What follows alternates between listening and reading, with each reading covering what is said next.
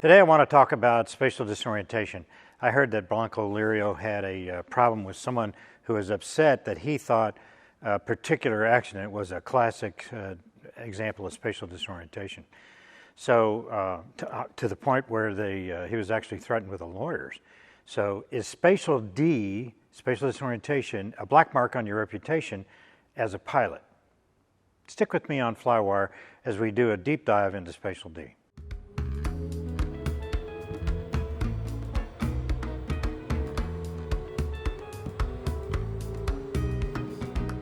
Hi, I'm Scott Perdue, and today on FlyWire I want to take a look at an F-16 that crashed due to spatial disorientation. On the night of 8 December 2020 at 1917 local time, that's 7:17 p.m., or Mickey's little hand is on the 7 and the big hand is on the 17. You know, it's night, and there was no moon, and very little civilization around the Hiawatha Forest in Michigan where it happened. The mission was a two-ship planned air-to-air intercept proficiency sortie working with a small GA airplane operated by the local Civil Air Patrol. Weather was a factor, and the intercept mission portion canceled. The two-ship had planned an instrument sortie as a backup mission. Okay, did they actually plan it? I don't know. We always had it as a backup. If things fell through, we'd go ahead and fly in instruments, and at least we'd get fill some squares. The flight took off on a practice scramble at 1846 local. 2 minutes after takeoff, local air traffic controllers cleared the flight to fly a heading of 030 and maintain a block altitude of 10 to 12,000 feet, MSL.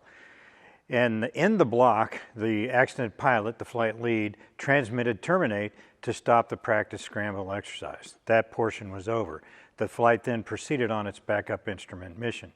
At 1849 local, the accident pilot transmitted to his wingman that the GPS was not tracking any satellites. He asked the wingman to correct his heading if he was drifted off course. At 1851 local, the accident pilot donned NVGs. Both pilots donned NVGs. At 1857 local, he transmitted to his wingman that he was going to try an in-flight alignment while in clear air with about 150 miles to go on this track before the next steer point. Okay, the pilot stated that if he had any issues, he would transfer the lead to the wingman and fly in trail using the standby attitude indicator. He was the flight lead. That was the accident pilot. The standby attitude indicator is located on the center console about leg level, surrounded by round dials for airspeed, altimeter, the HSI, etc. But you're used to using the glass, the HUD and the glass. That's what is normal. At 1858 local, the wingman lost the accident airplane on his data link, and the accident pilot confirmed that his INS was off and he was using standby attitude for attitude awareness. At 1904 local, the wingman noted that on the in-flight radio that there was no moon, and the pilot replied that there was improvement on the GPS, but it was not tracking any satellites, and the HUD was not displaying flight data. But the standby instruments were working okay. At 1911, the pilot passed the lead to the wingman, as he had said he was going to do if they had that problem. He confirmed various display items offline associated with the INS and the GPS system. But air-to-air TACAN worked, and it indicated about 3 nautical miles between the aircraft. At 1916, the lead transmitted, "Looks like I'm getting into weather. Are you able to keep track of me?" The accident pilot replied, "I'm blind." He said, "I'm blind," which means I don't see you, I don't have a visual on you, I don't have a radar lock, etc. This means that the accident pilot he just no longer had the lead visually. Up until this point, he was using those NVGs to keep track of lead visually. NVGs would make referencing the standby instruments very hard to do. They are now about 4 nautical miles apart. The accident pilot used the radar to obtain a lock on the lead aircraft, and now they were 5 nautical miles apart. At 1917, the pilot asked the lead if he was making a left turn, and the lead stated not yet. That's pretty critical, actually, because he was starting to drift off to the right in the right turn. He proceeded as the lead, making a left turn. The pilot broke radar lock and the distance began increasing steadily. The last 2 radio communications from the accident pilot were vague and nonspecific, and the report states that the aircraft reached 90 degrees nose low, 135 degrees of right bank, that's a split S and slice back actually, and a 600 knots of airspeed, culminating in control flight into terrain. This is CFIT at this portion. There was no attempt to eject. At this point in the flight, they modeled the flight path, and as they said, it resembled a split S maneuver to ground impact. I would say 135 degrees more like a slice back. The aircraft impacted the ground 58 degrees nose low with 25 degrees of right bank, heading 205 degrees at over 600 knots. Happens in seconds. That's from 12,000 feet, 12,000 feet in seconds. An in-flight alignment of the INS is reported to take about 10 seconds with GPS augmentation. Without GPS, it's going to take longer to erect. I've asked a couple of guys, they haven't got back to me, I don't know. The cause of the failure of the GPS to track satellites is not determined. Crash damage prevented determination of the status of the in-flight alignment. The pilot had reported doing multiple attempts at an in-flight alignment. One thing is clear here is that the primary flight displays are severely degraded without the INS. There are several systems aboard the airplane to alert the pilot of a potential ground impact. GCAS, Ground Collision Avoidance System, which I've done a couple of videos on here, was not installed in this aircraft, and I'm pretty sure it needs INS to figure that out, figure out what's going on. I think the investigation got the event exactly right, and they went into an excellent description of what spatial disorientation is and how it happens. But, and this is a big but, it does the fact that the pilot had spatial D because of his own mistakes make him a bad pilot? Okay, I'll address that in just a second, but I want to address the mental attitude that is common among pilots. Okay, the report does not address the airmanship aspect of this accident. Airmanship is a critical ingredient to fly any machine. How do you develop airmanship, and what does it mean anyway? The accident pilot had recently crested over 1,000 hours in the F-16C. He had checked out as a flight lead about 2.5 years previously, and I think it's fair to say that he was very familiar with the F-16C and was an experienced pilot, okay?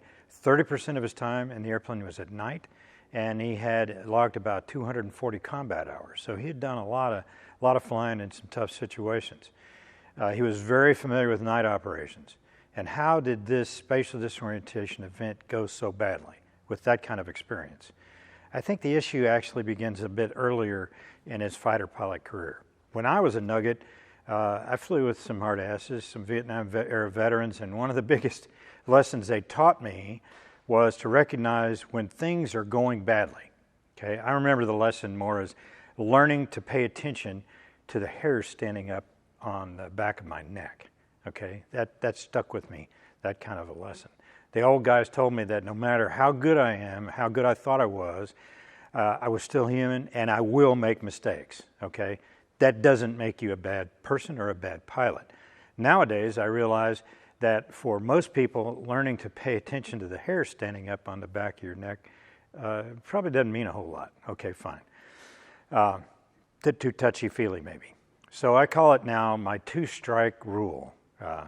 That's a bit more concrete for folks to get a handle on, okay? So I'm going to talk about that, the two-strike rule. This is how it could have worked in this particular situation. First strike is the main mission item canceled, okay? If you make a substantial change to your plan, that becomes a huge risk factor, and you got to dumb it down, you got to slow down, if you will, and do less stuff. The flight performed a practice scramble, which was part of the original plan, and then the mission was a medium altitude drive around the block, so to speak, okay, going to do instruments.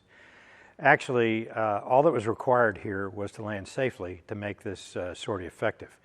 That's kind of how you rate it. Was it incomplete? Was it effective? Did you retain your mission objectives?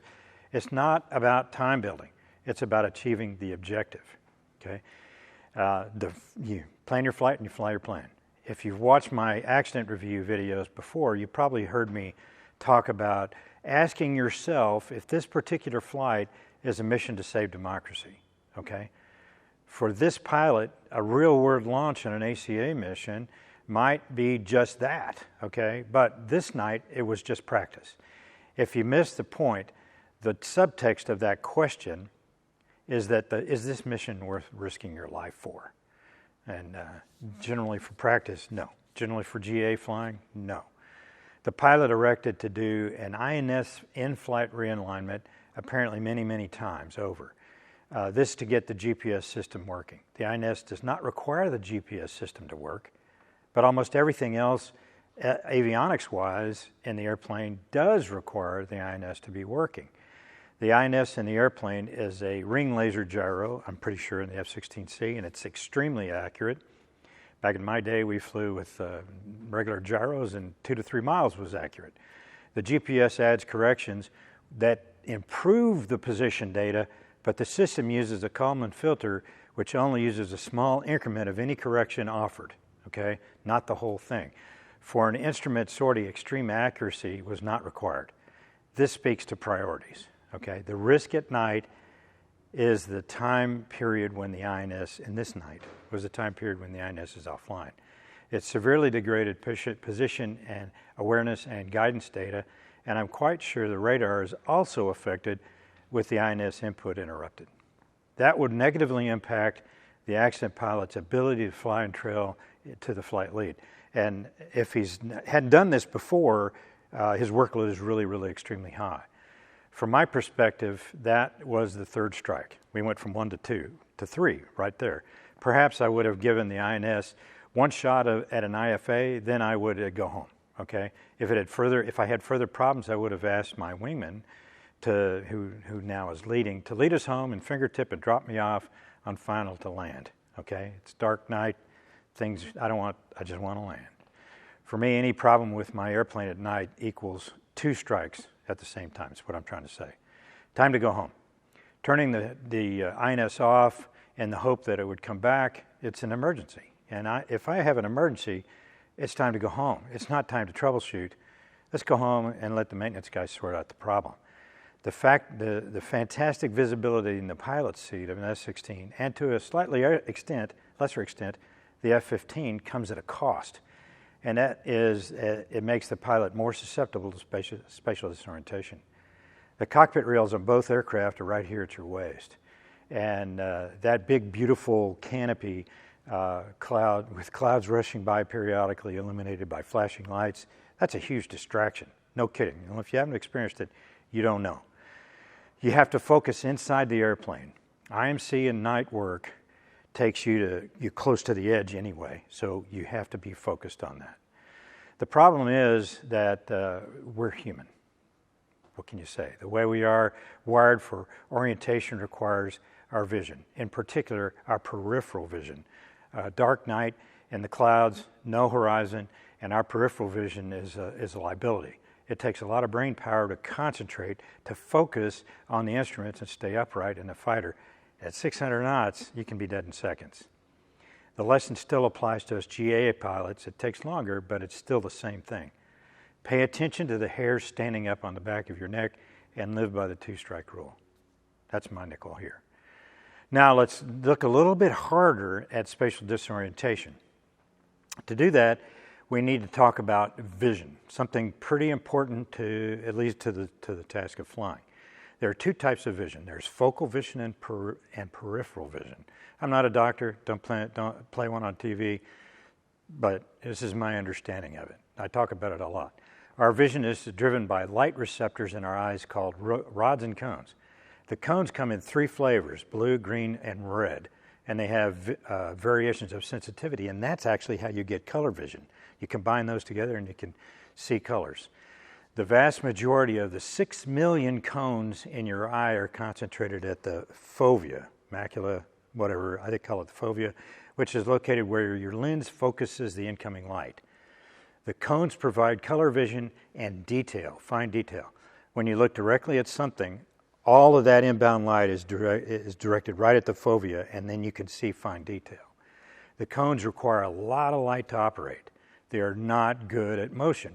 Moreover, when you look at something, that's your fovea looking at it. When you focus on something, it takes concentration from your brain to interpret the image, and so you have to pay attention to it. You look at it, you read it, etc. You have to use your brain. Now, the really cool part about our eyes are those rods. They see things in black and white. Not much fine detail, and since there's approximately 100 million of these things or more in your retina, they allow you to see motion very quickly, okay? And that black and white image doesn't require as much information to be sent to the brain to paint that picture of the world, and so they're very good at sensitivity to low light. This is what gives you your night vision, frankly, which also means that to see a thing at night, you need to look to the side of it. You can't look directly at it because you're not going to see it. Remember, it's color, it's cones. They require a lot of light to work. Essentially, in the dark, your fovea is sort of a blind spot. And if you're not familiar with that, it's a problem. It aids to spatial disorientation because it's distracting. The most amazing thing, however, happens in your brain. You don't need to expend any conscious thought to use your peripheral vision. The brain just processes it and makes it available, okay? And this is how landings work, by the way. And more on that maybe in another video. One of these systems that work closely with the picture obtained by the rods is the vestibular system. This picture here shows the ear, and the blue thingy in the inner ear are the gyros that provide notice of movement. There is a loop for each axis inside our vestibular hair cells with a little weight at the end each, a little calcium I think it is, and the system, these are called otolith organs. The canal is filled with fluid. When your head moves, okay, the hair cells detect that the motion, in other words, they move, but the fluid doesn't. And that detects the motion, and they transmit that to the brain, which combines that to the picture provided by the rods. So you say, I'm upright, but I'm moving. My head's moving, etc. So everything works great when you have input from all the systems. We can detect our motion and our place in the world. Things start to break down when one of those inputs fails or falls out of the equation, like it's dark and there's no horizon and few lights and add haze and maybe some clouds rushing by the canopy reflecting flashing lights in the cockpit, and you have a situation that caught JFK Jr., frankly, on the way to Martha's Vineyard, and everything turned out badly. It's an insidious process. It happens because you're human, not because you're a bad person, a bad pilot, or a good one. It can happen to anybody. You'll start to fall behind in your scan, and more importantly, the airplane. You might slave your attention to the slightest detail, paying no attention to the real world outside. This is when you must pay attention to those hairs. This is when the hairs on the back of your neck should be standing up. And when that happens, you have to use your focal vision, stop paying attention to your head, and trust your instruments. Stop listening to that and just trust your instruments. You see, in these conditions, your inner ear is no longer your friend. The limitation that you face is that the motion of your inner ear detected originally becomes steady state, and then fluid stops, or the hairs stop, and the little hairs stand straight up, and they say, hey, you're not moving anymore. But in fact, you are. Things have become steady state. There are so many illusions here that this system will feed the brain that I can't list them right now today. So suffice it to say that the system doesn't stop working. It just starts transmitting bogus information as to your real orientation. There's a lot of different illusions. I've talked about them in some other videos. It does this because we're human, and our senses are evolved to support walking and running at 1G on the Earth. If we do anything else, we can overload the system and our brain's ability to process it. You have to force yourself to offload tasks and concentrate on the most important thing, and that's staying upright and in control. Do things slowly. Slow it down. You are not Superman. You may have maybe experienced, but at some point being human trumps your skill. Spatial disorientation happens to the best of us. I would say actually that if you've flown long enough, it's happened to you. Your perception of reality does not match actual reality, and it takes your willpower to focus on what you need to do to save your life. Education and acceptance is what keeps you and your passengers alive. Okay, it happens. and it can happen to you. The pilot in this accident was not a bad guy. He was not a bad pilot.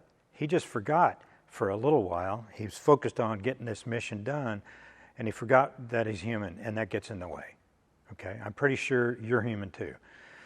Don't make the same mistake. I've had spatial D, I got to admit it, more than once, and I fought through it, fortunately. One important safety tip is to restrict your head movements, okay, when it happens to you, because every time you move your head, especially in that situation, it gets worse, not better. The scariest thing is when your eyes start to bounce so bad you can't focus on your attitude indicator, knowing that, hey, this is what I need to save my life, but I can't read it. That's called nystagmus. Ask me how I know. I think I did a video on it. My suggestion is to admit you're human and accept the fact that it can happen to you. Build your reaction plan now on the ground and think about what you're going to do that if that happens to you. I guarantee you won't be able to figure it out in the air when the SHTF, you know. Time is not on your side in that situation. Thanks for watching, and I'll see you next time on FlyWire.